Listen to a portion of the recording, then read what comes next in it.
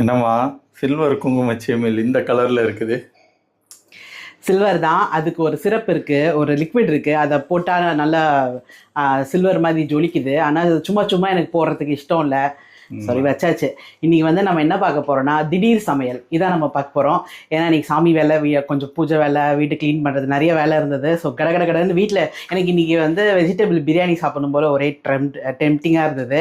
So வீட்டில் என்ன இருக்குதுன்னு பார்த்தேன். எல்லாம் இருக்குது. ஒன்றும் சின்ன சின்ன விஷயங்கள் இல்லை. மெயினாக வந்து புதினா கொத்தமல்லி இல்லை, சும்மா கொசுராக இருந்தது. பரவாயில்ல, நம்ம அதான் சொல்கிறேன், திடீர் சமையல் வீட்டில் இருக்கிறத வச்சு செய்ய போகிறோம். எப்படி பண்ணுறேன்னு உங்களுக்கு காட்டுறேன் வாங்க. ஸோ வந்து என்ன, ஒரே ஒரு வெங்காயம் எடுத்து வச்சுருக்கேன், பெரிய வெங்காயம். ஒரே ஒரு பெரிய தக்காளி வெட்டி வச்சுருக்கேன். ஒரு பச்சை மிளகா, கேரட், பீன்ஸ் இருந்தது. ஃப்ரோசன் கார்னும் பட்டாணியும் இருந்தது. தயிர் எடுத்து வச்சுருக்கேன்.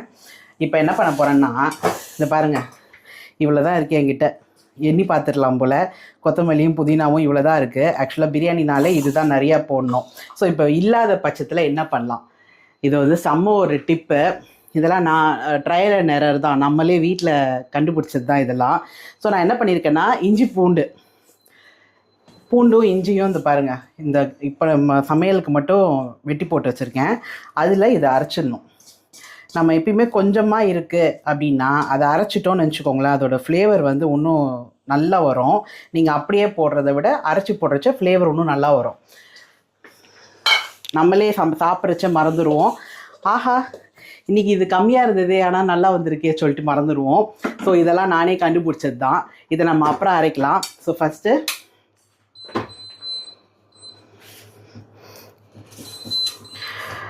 குக்கரை அடுப்பில் வைக்கிறேன். எப்பயுமே வந்து பிரியாணி ஸ்டார்ட் பண்ண போகிறீங்கன்னா, ஸ்டார்ட் பண்ணுறதுக்கு முன்னாடி, அதாவது அடுப்பை ஆன் பண்ணுறதுக்கு முன்னாடி நீங்கள் அரிசியை ஊற வச்சுருங்க. என்ன அரிசியோ, வீட்டு சாப்பாட்டு அரிசி, இல்லைனா பிரியாணி அரிசி, இல்லைனா வந்து வரகரிசி, எனி ரைஸ், ஜீரா ரைஸ், எதுனாலும் சமைக்கிறதுக்கு முன்னாடி நீங்கள் எல்லாம் ரெடி பண்ணுறதுக்கு முன்னாடி அரிசியை ஊற வச்சுட்டு அதுக்கப்புறம் கூட நீங்கள் காயை கட் பண்ணிவிட்டு அடுப்புக்கு ஆன் பண்ணலாம். உங்களுக்கு அந்த ஊற டைமே ரொம்ப கரெக்டாக இருக்கும். ஸோ குக்கர் சூடாகட்டும், பார்க்கலாம். என்னவா பண்ணுற? நெய் கொஞ்சம் தான் இருக்குது. இந்த மாதிரி திடீர் சமையல் பண்ணுறச்ச இப்படி தான் ஆகும். பரவாயில்ல, அது நான் சொன்ன மாதிரி எது கம்மியாக இருக்கோ அதை வேறு மாதிரி டெக்னிக்கலாக பண்ணணும். ஸோ இப்போ நம்ம எண்ணெய் விட்டுக்கலாம். போதும், வாசனைக்கு நெய் இருந்தால் போதும். ஸோ கடகடன் ஸ்பைசஸ் போட வேண்டியது தான். ஒரே ஒரு பட்டை, 2 கிராம்பு, 2 ஏலக்காய், ஒரு அன்னாசி எடுத்து வச்சுருக்கேன்.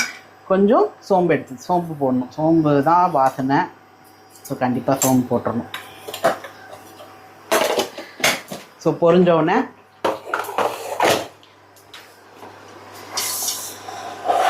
நீ பார்த்தீங்கள சரவணா கரண்டி நிஜமாலே ரொம்ப நல்லா இருக்குது. நான் இன்னும் ஒரு 2-3 வாங்கிக்கலாம்னு நினைக்கிறேன். ஏன்னா சம்டைம்ஸ் யூஸ் பண்ணி சிங்கில் போட்டுறேன்னா, ஸோ திருப்பி அடுத்த சமையலுக்கு தேடும் போது கஷ்டமாக இருக்குது.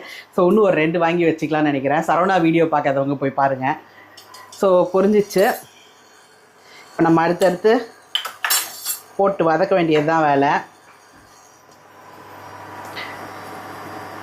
வெங்காயம் போடுறேன், ஒரே ஒரு பச்சை மிளகா. இது ஆகட்டும். அதுக்குள்ளே நான் சொன்னேன்ல, புதினா, கொத்தமல்லி, இஞ்சி, பூண்டு, அதை வந்து ஒரு சுற்றிடலாம். கம்மியாக இருக்கேன்னுலாம் வருத்தமே படாதீங்க. பூண்டு கம்மியாக இருக்கிறதுனா இஞ்சி கொஞ்சம் தூக்கலாக போடுங்க, ஒன்றுமே தப்பு இல்லை, நல்லாவே இருக்கும். அதே மாதிரி புதினா கொத்தமல்லி கம்மியாக இருக்குது அப்படின்னா இப்போ இந்த பச்சை மிளகா கூட இதிலேயே போட்டு நீங்கள் அரைச்சிடலாம், நல்லாவே இருக்கும். இந்த பாருங்கள், இப்படி அரைச்சாலே போதும். இது இன்னும் வாசமாக இருக்கும். வெங்காயம் கொஞ்சம் வதங்கட்டும். வதங்கினோடனே அரைச்ச விழுதை போடலாம். ஸோ இவ்வளோ வதங்கினது போதும். நான் அரைச்ச விழுது போட்டேன். ஸோ நல்லா எண்ணெய் பிரியட்டோன்னு கொஞ்சம் நேரம் இதை நல்லா வதக்கி விடுவோம். நீங்கள் வீட்டில் சின்ன பிள்ளைங்களாக இருந்தால் கூட இந்த மாதிரி ட்ரை பண்ணலாம். ஏன்னா புதினா கொத்தமல்லி, ஹஜுவே அப்படி தான் ஃபஸ்ட்டெல்லாம் அவருக்கு வந்து இந்த புதினா கொத்தமல்லி, இந்த கரம் மசாலா ஐட்டம்ஸு இதெல்லாம் பார்த்து வச்சா கூட அவர் பிளேட்டில் தான் எல்லாம் போய் உட்காந்துரும். ஸோ நான் ஃபஸ்ட்டெல்லாம் அந்த அரைச்சி போடுறது தான் வழக்கம். இப்போ கரம் மசாலா அப்படியே எடுத்து போட ஆரம்பிச்சிட்டேன். ஃபஸ்ட்டெல்லாம் வந்து எல்லாத்தையுமே அப்படி அரைச்சிடுவேன். இஞ்சி, பூண்டு, ஒரே ஒரு பச்சை மிளகா, அப்புறம் புதினா கொத்தமல்லி எல்லாத்தையும் அரைச்சிடுவேன். ஹஜு கேட்பாங்க, என்னம்மா பிரியாணி லைட்டாக க்ரீன் கலரில் இருக்குது அப்படின்னு சொல்லிட்டு. அதெல்லாம் அப்படி தான், சாப்பிட்டு எப்படி இருக்கு சொல்லுங்கன்னு. சாப்பிட்டு நல்லா இருக்குன்னு தான் சொல்லுவாங்க. ஸோ சின்ன பிள்ளைங்க இருந்தாங்கன்னா நீங்கள் அப்படி ட்ரை பண்ணுங்கள். ஸோ பார்த்தீங்கன்னா எண்ணெய் பிரிஞ்சிருச்சு. நம்ம அடுத்து வந்து கேரட் பீன்ஸ் போட்டுடுறேன், ஏன்னா அது கொஞ்சம் வதங்க டைம் எடுக்கும். ஸோ கேரட் பீன்ஸை போட்டு ஒரு 1 மினிட் வதங்கட்டும். 1 மினிட் ஆயிடுச்சு. நம்ம அடுத்து தக்காளி போட்டுடலாம். தக்காளி போட்ட உடனே உப்பு போட்டோன்னா கொஞ்சம் சீக்கிரம் வதங்கிடும். ஸோ நான் இந்த கிரேவிக்கு இந்த பிரியாணிக்கு தேவையான உப்பு போடுறேன். அதுக்கப்புறம் நம்ம எப்பயும் போல் டேஸ்ட் பார்த்து அட்ஜஸ்ட் பண்ணிக்கலாம். ஸோ இந்த தக்காளி போட்டோடனே இப்போ கொஞ்சம் தண்ணி நீங்கள் தெளிச்சிட்டிங்கன்னு வச்சுக்கோங்களேன். நான் மிக்ஸி அலம்பின தண்ணி ஊற்றுறேன். அந்த தண்ணி இருக்கிறச்ச தக்காளி ஒன்றுமே நல்லா ஸ்மாஷ் ஆகி வரும். கொஞ்சம் பெங்களூர் தக்காளி மாதிரி தெரியுது. ஸோ நான் தண்ணி விடுறேன். ஹை ஃப்ளேமில் வச்சிங்கன்னா கொஞ்சம் ஸ்மாஷ் ஆகிடும். தக்காளி வதங்கட்டும், பார்க்கலாம். இந்த தக்காளி போட்டோன்னா எனக்கு இந்த மஞ்சள் போடும் போது எனக்கு ரொம்ப பிடிக்கும். நான் சொல்லியிருக்கேன் நிறையா தடவை, அது இந்த ரெட்டுக்கும் இந்த மஞ்சளும் சேர்றச்ச ஒரு அழகு. இப்போ அதோட க்ரீனும் சேர்ந்தனால அது ஒரு அழகு தான். எனக்கு பிடிக்கும். ஸோ வதங்கட்டும், பார்க்கலாம். ஸோ அடுத்தடுத்து நம்ம என்ன வச்சுருக்கோமோ, என்ன காயெல்லாம் வச்சுருக்கோமோ அதெல்லாம் இதில் போட்டுடலாம். இதெல்லாம் ஃப்ரோசன் ஐட்டம்ஸ் தான் ரெண்டுமே. கார்னும் பட்டாணியும் நான் ஃப்ரோசன் வச்சுருக்கிறதுனால நான் இந்த டைம் சேர்க்குறேன். ஸோ இதை சேர்த்துட்டு ஒரு சின்ன மிக்ஸை கொடுத்துட்டு, இதெல்லாம் வேகணுன்ற டைம் இது இல்லை, அவசியம் இல்லை. ஸோ நான் வந்து இன்றைக்கி காஷ்மீரி சில்லி 1/2 ஸ்பூன் போடுறேன். நான் இப்போல்லாம் இதாக சேர்த்துக்கிறது, எனக்கு கொஞ்சம் காரம் பிடிக்கிறது இல்லை எங்கள் 2 பேருக்குமே. ஸோ இதே ஆக்சுவலாக காரம் இருக்குது காஷ்மீரி சில்லியே. ஸோ இது எண்ணெய் பிரியட்டோன்னு கொஞ்சம் நேரம் வதங்க விட்டுருங்க. ஸோ பாருங்கள், நல்லா எண்ணெய் பிரிஞ்சு வந்துருச்சு. ஸோ இப்போ நம்ம வந்து தயிர் போடுறோம். தயிர் வந்து ஆளுக்கு 1.5 ஸ்பூன் கணக்கு பண்ணிக்கோங்க, அப்போ கரெக்டாக இருக்கும். ஸோ தயிர் இருக்கட்டும். நான் இந்த தயிரில் வந்து அரிசி ஊற வச்சுருக்கேன். இந்த ஆலாக்கில் 2 எடுத்திருக்கேன். நான் சொன்ன மாதிரி ஹஜுக்கு 1, எனக்கு 1, குக்கருக்கு கொஞ்சோன்னு சொல்லிட்டு சும்மா ஒரு காலுக்கும் கம்மியாக எடுத்திருக்கேன். ஏன்னா அடி பிடிச்சிருச்சுன்னா என்ன பண்ணுறது.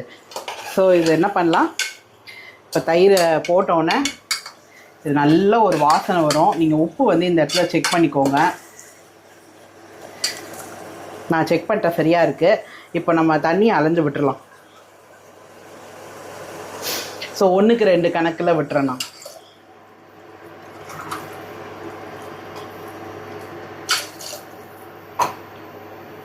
நல்லா தலைன்னு இப்படி கொதிச்ச உடனே நம்ம ஊற வச்ச அரிசியை போட்டுக்கலாம். நான் இன்றைக்கி சீரக சம்பா எடுத்துருக்கிறேன். ஸோ உங்கள்கிட்ட சொன்னது தான், அரிசியை ஊற வச்சுட்டு தான் அடுத்த வேலையை பார்க்கணும், காய் வெட்டுறது எல்லாமே. ஸோ கரெக்டாக இருக்கும். 1க்கு 2 அளவு போட்டிருக்கேன். எப்படி வருதுன்னு கடைசியாக காட்டுறேன். இப்போ வந்து அரிசி போட்டோன்னா ஒரு லைட்டாக ஒரே ஒரு மிக்ஸ் பண்ணிவிட்டு, ரொம்ப கம்மியாக கரம் மசாலா பொடி, ரொம்ப கம்மியாக. இது வெஜிடேரியனில், ஸோ நான்வெஜ் பிரியாணி மாதிரி உங்களுக்கு வரணுன்னா ஒரு சின்ன கரம் மசாலா தூக்கெல்லாம் தெரியணும். ஸோ இந்த ஸ்டேஜில் வந்து உப்பு செக் பண்ணிக்கோங்க. திருப்பி லாஸ்ட் டைம் செக் பண்ணிவிட்டு, தூக்கலாக தான் இருக்கணும். கொதி வந்தோடனே லிட்டை மூடி பார்க்கலாம். நான் ஜென்ரலாக ஒரு விசில் விட்டுட்டு 5 மினிட்ஸ் சிம் வைப்பேன். என் குக்கருக்கு கரெக்டாக இருக்கும். ஸோ உங்கள் குக்கருக்கு எப்படின்னு நீங்கள் பாருங்கள்.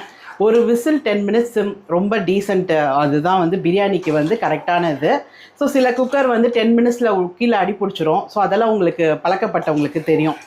ஸோ உங்களோட குக்கர் எப்படி உங்களுக்கு பழக்கப்பட்டிருக்குன்றதை பொறுத்து நீங்கள் பார்த்து வச்சுக்கோங்க. ஸோ கொதி வந்துடுச்சு, உப்பு நான் டேஸ்ட் பண்ணிட்டேன், கரெக்டாகவே இருக்குது. ஸோ நான் லிட்டை மூடி ஒரு விசிலும் 5 மினிட்ஸ் சிம் வச்சுட்டு உங்களுக்கு காட்டுறேன். ஸோ பாருங்கள், சூப்பர் பிரியாணி நல்லா வாசமாக ரெடி ஆயிடுச்சு. கீழே அடியே பிடிக்கல, நல்லா வந்திருக்கு. ஒரு டிஃப்ரென்ஸ் தெரியாது, நம்ம அரைச்சி போட்டிருக்கோம். ஆனால் நல்ல வாசனை, அந்த பிரியாணி வாசனை வந்துருச்சு. ஸோ இப்போ இதுக்கு ஒரு முட்டை வச்சு நல்லா வெங்காய ரைத்தாவும் இப்படி வச்சு சாப்பிட்டோன்னா சூப்பராக இருக்கும். ஸோ ஸோ டைம் கிடைச்சா இந்த ரெசிபியை ட்ரை பண்ணுங்கள். நெக்ஸ்ட் ஒரு சூப்பர் வீடியோவில் பார்க்கலாம். பை.